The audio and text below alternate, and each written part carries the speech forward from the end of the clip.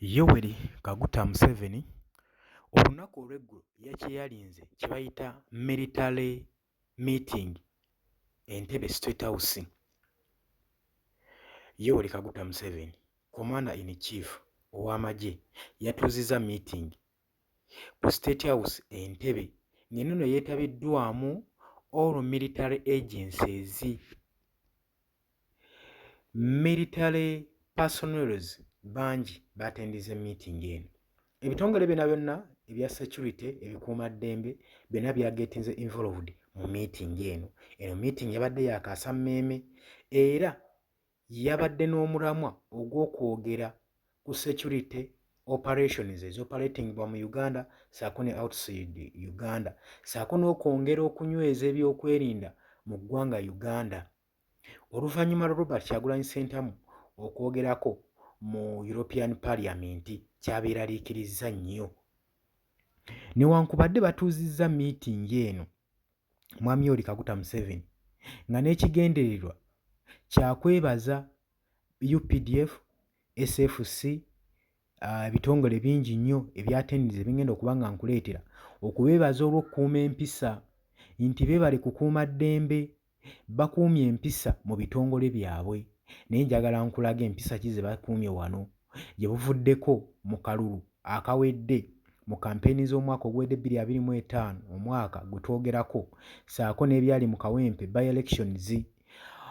Oluvannyuma lw'ebitongole ebikuumaddembe okwolesa empisa embi, okwolesa obusiiwuufu bw'empisa nga bagenda mu maaso n'okwenyigira mu mirimu egitabakwatako gye batalina kubanga beenyigiramu, ne bagenda mu maaso n'okuwamba activities ezaali zirina okukolebwa Electoral Commission. Kaakati kino nno kyennyamiza nnyo eggwanga era kyalaga bulambalamba nti eggwanga Uganda security yaayo etandise okuba nga etankanibwa. Baava dda ku mulamwa, kitegeeza security agencies, ssemateeka w'eggwanga Uganda bamutafuta bulala ssaako ne basiviliani bamutafuta bulala, kubanga n'agamba nti nno ssemateeka ono w'ojja otunuulira ku byonna ku ngeri gyonna yonna ab'okwerinda bano gye bavayoleetinzeemu eddembe, basinze siraditeeka mu biseera bya kampeyini mu byobufuzi, kyokka nga ssemateeka eyakolebwa okuprotectinga amagye aga UPDF abakugira obuteenyigira yadde mu kikolwa kyonna kirimu bya bufuzi, unless etteeka erimuweera omwagaanya nga resigninze nga yambuddemu uniform n'agiteeka ali n'agamba UPDF SFC awannyowaawo, kati awo waweera omwagaanya okusobola okulaba nga okujoyininga politics gwe mukwano gwange ali eyo. Nagambye oli ku UG Updates TV, nyongera okujjukiza kusinza oba nga otuwuliriza gw'atannatweyungako okkirira wansi waliwo ekigambo subscribe kikoneko obeere ng'otweyungako. Abali emitala w'amayanja mbatumiddeko nnyo, mukola kyamaanyi nnyo okwekuumira ku mayingo gano aga UG Updates TV. Omuvuyo gwonna ogwaliwo ogwalabikwako ogwalimu omuvuyo ogw'amaanyi ennyo omwali okukuba bannamawulire, okutta bannansi, okuteekawo violence ey'amaanyi, okuwamba abantu. Bino byonna ebikolwa wendabye meeting eno bikulaze nti nno Mwami Yoweri Kaguta Museveni bino teyagenda mu maaso nabyekkaanya, okugenda mu maaso n'okusiima empisa aba UPDF aba SFC ze baayolesezza emyaka gitukubye olukwe emabega nti boolesezza empisa ezitagambika, era abasiima olw'emirimu egy'ettendo gye bagenda mu maaso n'okukola, oba abasiima lwa bikolwa bye batuusizza ku bannayuganda, ku njeeza gye bajeezezaamu bannayuganda, nze naawe. Naye nga ggwe ky'oba omanya olunaku olw'eggulo meeting yatuuziddwa era yakoowoleddwa ne Mwami Yoweri Kaguta Museveni, yakoowodde ab'ekwerinda byonna byonna, department zonna, security agency zonna ezikwatagana mu byokwerinda by'eggwanga Uganda, ne basinkana wali eri ku State House Entebbe ne bagenda mu maaso n'okuba nga bawayaamu ssaako n'okusiimibwa. Kigambibwa nti abamu ku batendinze meeting eno abakulu mu magye, ba high ranked officer abagenze mu maaso n'okwatendinga, mwabaddemu Chief of Defence Force CDF Muhoozi Kainerugaba era nga ye mutabani wa Mwami Yoweri Kaguta Museveni, era nga yuno ye yagaliza yeegwanyiza okutwala entebe ya kitaawe gye bujjako mu maaso awo.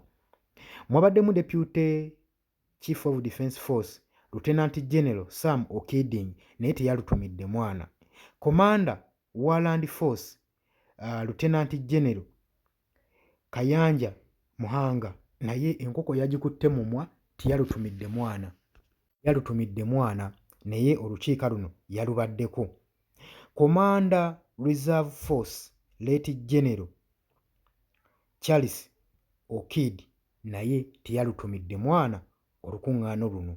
Kugambye lwabadde ku State House Entebbe era nga lwakulembeddwamu Amyori Kaguta Museveni, Commander in Chief.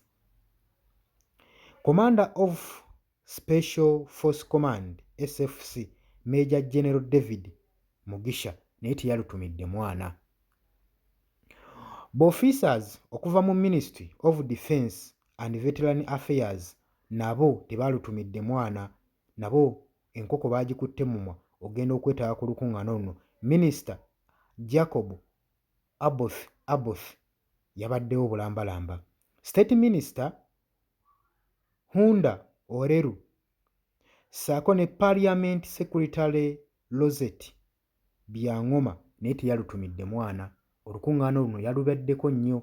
Simanyi oba babaddeyo nga batangaaza ku bikolobero bye bagenze maaso n'okkola, naye tekiyinzika kuba. Kitegeeza babadde mu kwewaana ku bikolobero bye bagenze maaso n'okkola era bo bayolesezza empisa. Kikulaga nti z'empisa zaabwe bo nga bo bwe batwe beeyisa. Era bw'oba olaba nga bataddewo akavuyo, jjukira mu kampeyini awedde be balabiddwako nga be bagenda maaso n'okukulembera obuvuyo obugenze maaso n'okwenyigiramu bannayuganda. Ne batandika okukuba munnansi, ne bawamba munnansi, n'abamu ne babuzibwawo tebamanyiiko na mayitire paka kati. Abasinga basibiddwa, bakutuddwako amagulu, okuba bannamawulire. Simanyi oba ze zino empisa aba UPDF, aba SFC, aba JET ze balina okwolesa mu bannansi. Jjukira nti nagamba UPDF, SFC newankubadde baagyongerako bwongezi, babeera under civilians, babeera bakontrolingibwa na civilians, era omulimu gwabwe gwa keeping law and order, kuuma ggwanga munnansi n'ebibye. Ekyo njagala okitegeere. Era ye alina kubeera neutral, naye nga ku sayidi gy'asinga okwesigamako ye kuuma eggwanga lye, ate ekikola eggwanga be bannansi. Kitegeeza bw'oba tokuumye munnansi, omulimu gwe oba ogwerabidde. Olina kubeera neutral ng'oweereza mu gavumenti ssaako ne ba civilian. Naye okuva ssemateeka ye yakwatibwamu, tulaba nkati nga ebitongole byonna ebikuumaddembe byenyigidde ku ludda lumu, byesigamye oludda lumu, bigenda mu maaso n'okukubira gavumenti eriko paasi n'ogikuumira mu buyinza, era bakoledde ddala ky'amaanyi nnyo okukuumira Mwami Yoweri Kaguta Museveni mu buyinza. Ekyo tetujja kyewakana. Kakati lwaki ndeese omulamwa guno? Bino byonna bizzeewo oluvannyuma lw'okunoonya Robert Kyagulanyi Ssentamu n'abula. Bamuwenjezza obuseenene, bamutaddeko omusimbi, bakoze road block, bateddewo buli kiisi road block ku borders eziyingira Uganda. Bamuwenjezza buli wamu abuze. Ate bagenda mu maaso n'okulaba ng'abalabisa eri mawanga ag'e Bulaaya, kyenkana agenda basazisaamu ebyenfuna byonna bye badde bafuna mu ggwanga ery'e Bulaaya. Kakati bagamba balina omuyigga kama mbaya ni mbaya. Kakati waabuze kwe kutuuza meeting eno, bongere ku byokwerinda. Asoose kubawaana omulimu gw'ettendo gwe bagenze maaso n'okukola n'okukuuma empisa, era n'ayongera obbakubiriza okwongeramu amaanyi okubeera kwerinda mu operation zonna ezigenda mu maaso ne zikolebwa mu Uganda. Operation emu nga yeekulembeddemu operation endala zonna ey'okuyigga Robert Kyagulanyi Ssentamu agenze mu maaso n'okubakubiriza, ssaako ne operation zigenda mu maaso n'okuhindalingira wabweru w'eggwanga Uganda omuli eza Somalia, Central Republic of Africa, ssaako Democratic Republic of Congo, okugenda mu maaso n'eyo mu Sudan mu Khartoum. Operation ze ziri maaso zigenda mu maaso n'okuba nga zikwasaganyizibwa ne UPDF n'eggye ly'eggwanga Uganda. Teebereza ne waffe tukyalina emivuyo, tukyalina entalo ezitulemeredde, eddembe litulemye okukwasaganya, naye tusindika abaana baffe ne bagenda ne bafiira eri mawanga amalala. So nga wa UPDF wayingira asayininga n'ateekako n'omukono wa kulwanirira ggwanga lye, so si kulwanira mawanga malala. Kyokka buli we bamusindika mu mawanga amalala, ba high commander officers be bakifunamu. Ye nga ye munnamagye owansi junior officer talina kino wakifunamu okuggyako atundayo bulamu bwe. Oli ku UG Update TV kwe nnyongera okuba nga nkuwuliriza. Kakati Bwe bamaze okukiraba nti Robert Kyagulanyi Ssentamu abuze, Museveni kwe kutuuza miitingi eno bongere ku byokwerinda, bongere ku operations zino, omuyiggo bagwongeremu amaanyi, Robert Kyagulanyi Ssentamu asobole okulabika. Jjukira nti nno yo gavumenti kyeyagala singa emuyita n'alangirira gavumenti ey'ekisiikirize, obukulembeze obw'ekisiikirize, ye aba amanya buli kimu kiba kiteredde. Awo singa Robert Kyagulanyi Ssentamu amala okulangirira leader of opposition, kiba kiraga nti Mwami Yoweri Kaguta Museveni bino byonna Robert Kyagulanyi Ssentamu by'abadde akola, ogenda mu Geneva Summit, mu European Parliament, abadde afuuyira ndiga mulere, abadde amala bwemage. Olw'ensonga nti nno ye ne baba Mwami Yoweri Kaguta Museveni bamusamunalinze mu ICC, mu International Criminal Court, omusango guba tegumujjeera, guba tegumusinga, olw'ensonga nti nno Robert Kyagulanyi Ssentamu aba yalonda leader of opposition era nga yalangirira era n'akakasa ensi nti akkiriza Mwami Yoweri Kaguta Museveni ye yatwala obuwanguzi. Ekyo kye kitegeeza. Kati ensonga lwaki Robert Kyagulanyi Ssentamu alina okwekweka paka. Obadde oli ku Yugi Updates TV nga kw'osinziza oba ng'otuwuliriza, sharinga, commentinga, subscribinga. Mbaagala nnyo, mweraba.